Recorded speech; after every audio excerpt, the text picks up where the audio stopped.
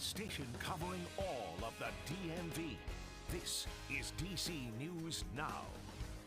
And coming up in the news at noon, new details on a deadly shooting in Silver Spring. We're breaking down what investigators know so far. And later, making history in Maryland. What's next for Wes Moore after securing his spot in the governor's race? And good afternoon, and thank you for joining us for the news at noon. Meteorologist Damon Matson joins us with the latest check on the forecast. And Damon, obviously, nice day yesterday for Election Day. Wednesday, not so bad. Oh yeah, Mark, indeed. Another nice, cool day out there today. The weather is looking just fine, though, as we head into the second half of the week. But again, we are focused on Friday and what the remnants of Tropical Storm Nicole could bring to the area. We'll detail all of that out coming up for you here in just a bit.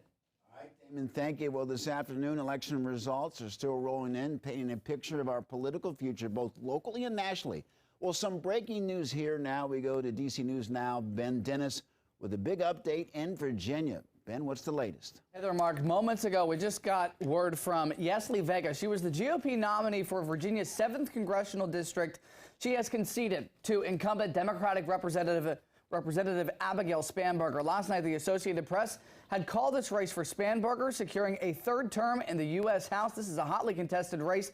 We have an official statement from Vega and her campaign, tweeting just moments ago, calling that this is heartbreaking for her, saying, "From the bottom of my heart, thank you to everyone who committed their time, treasure, and prayers to our campaign. We gave it our all, but came up a little short last night. God is still on the throne," she adds. "I want to congratulate the Congresswoman on a hard-fought win as supervisor." She's mentioning her time as a member of Board of Supervisors in Prince William County. As supervisor, I look forward to working with Abigail in the future. Key piece of information here, Prince William County, where Vega is a member of the Board of Supervisors, is the county of which we were waiting for late results late last night in this hotly contested race.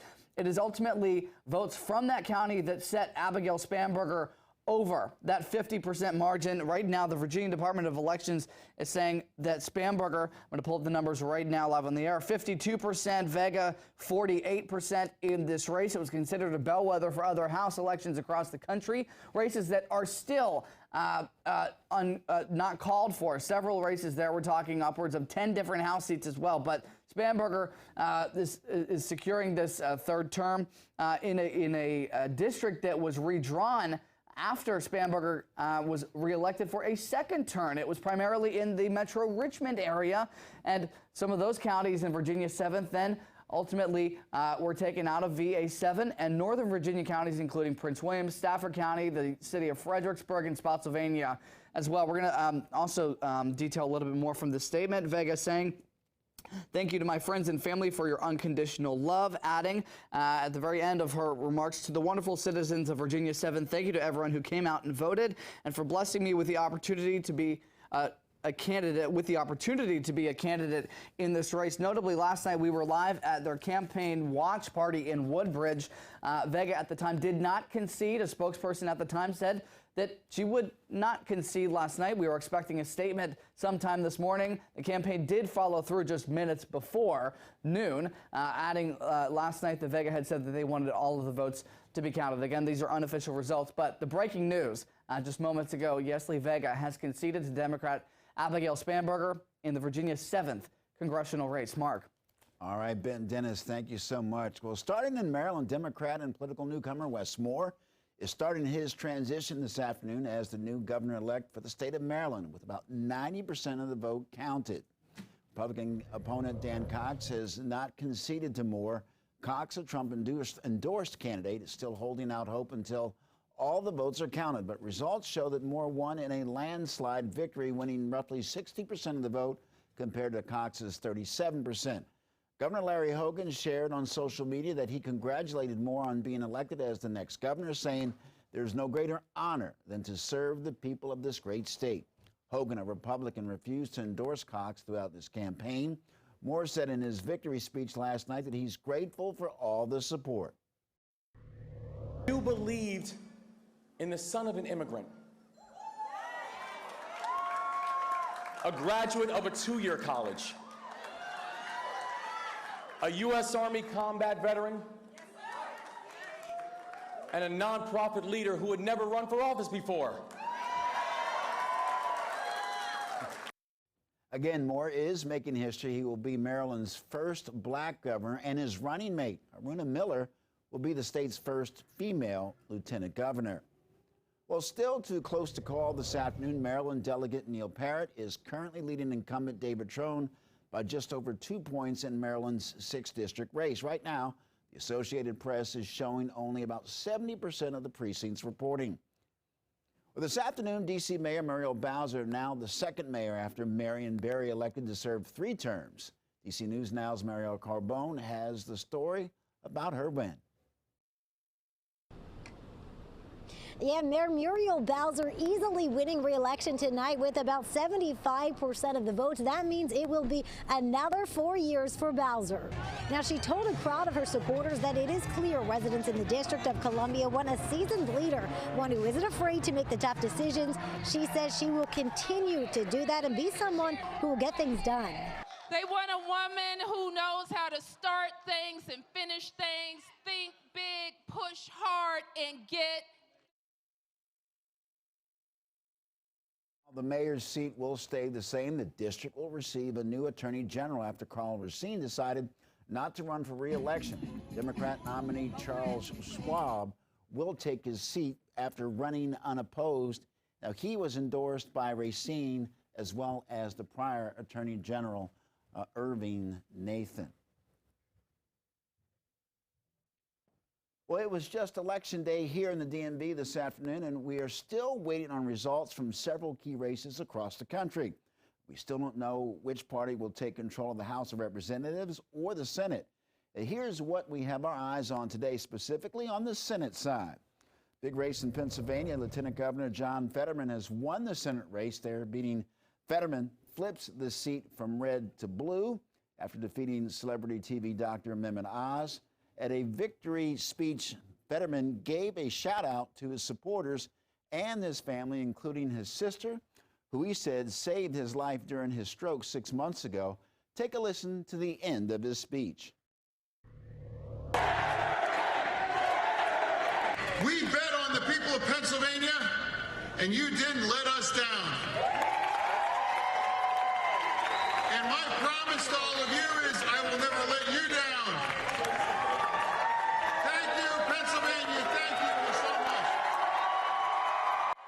Well, despite the Associated Press and other media organizations calling the race last night, Dr. Oz has yet to concede. Well, in the state of Georgia, a virtual tie in the Senate race this afternoon. Neither Senator Raphael Warnock or Herschel Walker are winning more than 50% of the vote. Warnock is currently ahead by just 35,000 votes. It's not official yet, but it's all likelihood that this means that there's going to be a runoff election in December. Well, DC News Now is your local election headquarters, and we're following the very latest results right now on our website, dcnewsnow.com. And you can also download the DC News Now app on your cell phone or smart device. Well, developing now, one person is dead after a shooting in Silver Spring. DC News Now's Christy Matino tells us what we know in the early stages of the investigation. One person is dead and multiple people are injured after Montgomery County Fire and Rescue and police were called to Northampton Drive and Colony Road for a report of a shooting and an assault. Officers responded to the area of Colony Road and Northampton Drive for the reports of shots. When officers arrived, they did locate a deceased body to the rear of the 100 block of Colony Road. Pete Peringer for the Montgomery County Fire and Rescue Department tweeted out this morning that this all happened around 4 a.m. and that there were multiple injuries. Officer Cassandra Durham with the Montgomery County Police Department says that this is all still in the very early stages of the investigation and there's not a whole lot of information as of right now. We are actively investigating what has happened today. In Silver Spring, Christy Matino, DC News Now. Well, breaking now, Meta, the company that owns Facebook, has laid off 11,000 employees, which equals 13% of its workforce. CEO Mark Zuckerberg announced to employees at the company later this morning, saying that, in part, I know this is tough for everyone, and I'm especially sorry for those impacted. Now, the move was expected in recent days. Zuckerberg blamed the pandemic in part for the cuts. Well, Twitter's new owner and Tesla CEO Elon Musk has sold almost $4 billion worth of Tesla shares. Musk sold around $19.5 million worth of Tesla shares between November 4th and the 8th. Musk also sold about $18 billion worth of Tesla stock since April, including a $7 billion sale in August, likely to finance his purchase of Twitter. Analysts have grown frustrated with Musk, who has said he would not be selling Tesla stock to fund his purchase of Twitter. The massive selling sprees could cause him to lose some credibility with investors. Well, breaking this afternoon, WNBA star Brittany Griner has now been moved to a Russian penal colony.